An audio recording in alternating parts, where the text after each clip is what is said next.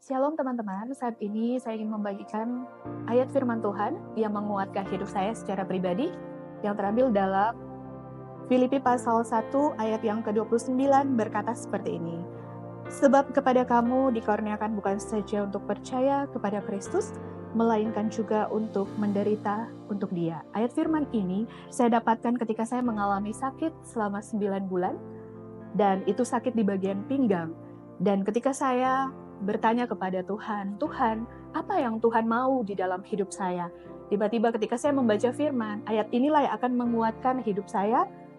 Dikatakan, sebab kepada kamu dikurniakan bukan saja untuk percaya kepada Kristus, melainkan juga untuk menderita untuk Dia. Jadi sakit penyakit yang saya alami itu untuk memproses hidup saya bukan hanya percaya kepada Tuhan, tapi saya pun harus menderita sama seperti yang Tuhan Yesus alami. Di dalam 1 Yohanes pasal yang 1 Yohanes 2 pasal yang ke-6 berkata begini, barang siapa mengatakan bahwa ia ada di dalam Dia, ia wajib hidup sama seperti Kristus telah hidup. Bukankah Kristus hidup di dalam dunia ini dengan segala penderitaan untuk membawa kemuliaan bagi nama Tuhan? Dan biarlah kita yang hidup di dalam Kristus pun bukan hanya sekedar percaya, tapi kita pun akan mengalami proses demi proses untuk membawa kita kepada kemuliaan demi kemuliaan dan bagi hormat dan kemuliaan bagi nama Tuhan. Jadi hidup kita ini diproses Tuhan untuk membawa kekuatan bagi banyak orang. Dan biarlah kiranya firman Tuhan ini dapat memberkati teman-teman di luar sana yang dalam keadaan